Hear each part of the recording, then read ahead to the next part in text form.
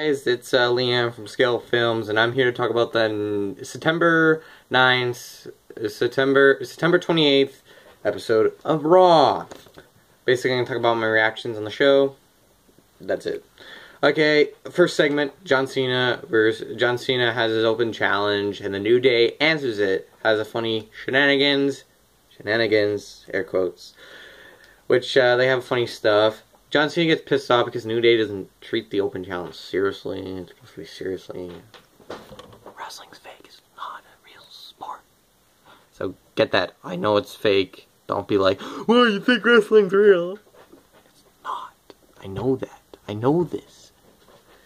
What do you think I am? Stupid? Okay. So yeah, basically New Day answers the call. And then Xavier Woods, they pick Xavier Woods to fight John Cena. Xavier Woods and John Cena have a match. And Xavier gets disqualified.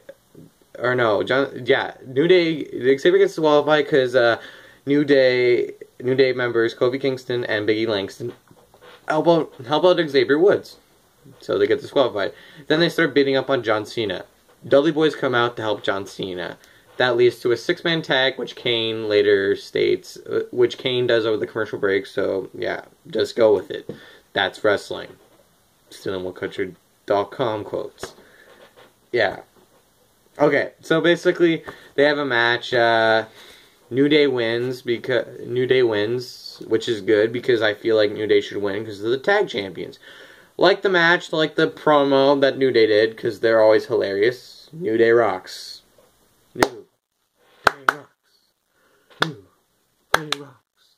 Okay, next segment. Backstage, Dean Ambrose and Roman Reigns and Randy Orton.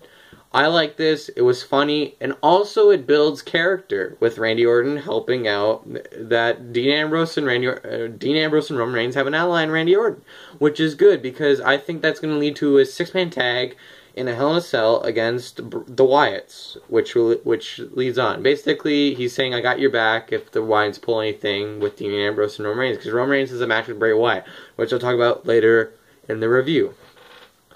Okay, the next segment, Miz TV, that leads to a Divas match. Basically, Charlotte and Becky say they start the Divas Revolution, and the Bells come out. Bells say, no, we started the Divas Revolution. And then Paige comes out, says, no, I started the Divas Revolution. Becky Lynch and Charlotte wouldn't even be here if it wasn't for me. And I said, okay, that's what you're doing? Fine. Okay. So basically, that's what happens. Paige goes on a hissy fit, all that stuff. And then it leads to a 6-man match with PCB and Charlotte. PCB. And the Bella Twins, which is all the people I've named. And Team Bella, which all I named later, including Alicia Fox with the Bella Twins. So yeah. During the match, Paige leaves because Charlotte pushed her apparently out of the ring, and she gets pissed off at that. So then she's walking out, and Talia comes out, says, what are you doing? You should be in your match? You are getting paid for this, right? She says, yeah, okay, I'm not wrestling. So then Natalia goes to the ring, tries to help them out. Paige comes behind her and beats the crap out of her. Becky's like, what are you doing? Leave. She leaves. Everyone's happy. Well, everyone's not happy because people like Paige for some reason. I like Paige as much as I like every other diva. Except for Becky Lynch. She's my favorite. Because she's Irish. And I'm Irish. Okay. And she's hot. That's my opinion. People might not share that opinion. I don't know who does it. But she's hot. Okay. So basically, yeah. So now Talia is part of Charlotte and Becky's team. Next segment. Kane's present. Kane gives a present to Seth Rollins, and it has Seth Rollins' head in it, which is from a statue that the Authority gave Seth. But Sting put it in a garbage truck and crunched it up, and the only thing that survived was the head. Kane found it. It's like, hey, I found your head! Enter the decapitation joke here. I'm not going to add it there. That's stupid. I don't know how to put subscription on there. I don't know how to do that. Like, you know, like the tabs, like basically like YouTube will have, like right there on the video. Like usually where my head is, around there. Yeah. So basically, Seth Rollins gets pissed off and is like, oh my god, he has my head in there. He's a sick bastard. Why would he have someone's head in there? So yeah, basically that's what happens. Okay, next, Wade Barrett returns to get his redemption on Stardust. Yeah, Wade Barrett is a mid-card return. Big mid-card return. Yeah, no one cares. Next on, Kane's evaluation. Kane has been evaluated by the Authority because they think he's not mentally sane. I shouldn't say that to Kane because he's like, chokeslam bitch! Yeah, chokeslam bitch. Trending worldwide. So yeah, basically that's what happens. Yeah, so Kane gets evaluation. Seth Rollins is like, no, he's not the man he seems. I can show you. He shows a bunch of clips of Kane being Kane, which is a demon from hell. That's wrestling. Just go with it.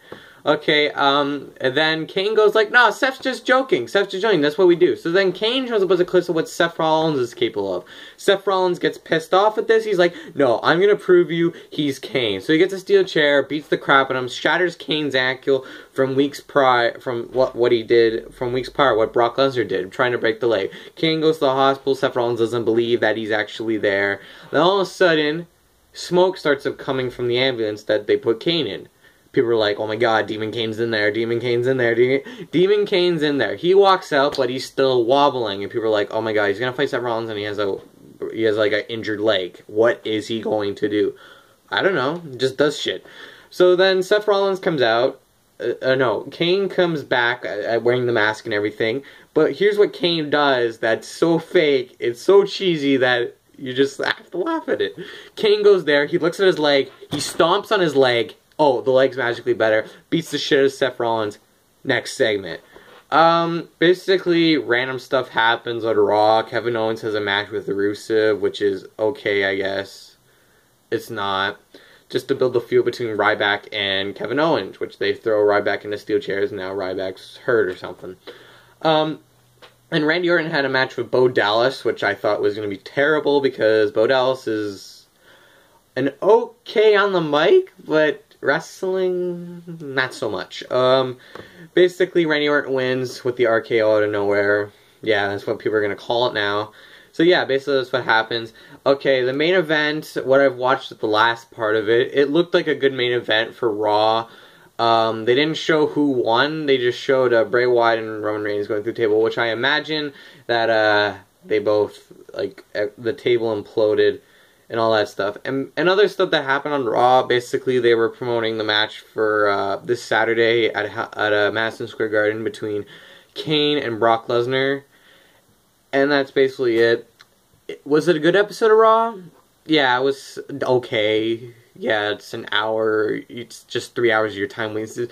But you gotta expect that. When it was an hour and a half, they had to like cram all that stuff in, but yet it was a good episode of Raw. But now they expanded it to 3 hours, and, you know, you just gotta accept it for what it is. Raw is never gonna be as good as it was in Attitude Era, but you gotta imagine, a wrestling fan, you just like to watch stuff because it's entertaining and stuff like that. And I just got one problem with the episode. Are we just going to forget that the Hell in a Cell between Brock Lesnar and Undertaker is not going to happen? Because they haven't mentioned it once, except when they did the promos for Brock Lesnar's Go to Hell tour. Basically, that's my raw reaction. I hope you guys like it and enjoy it. So, like, subscribe, comment on it. And, well, it's been fun. See you guys later.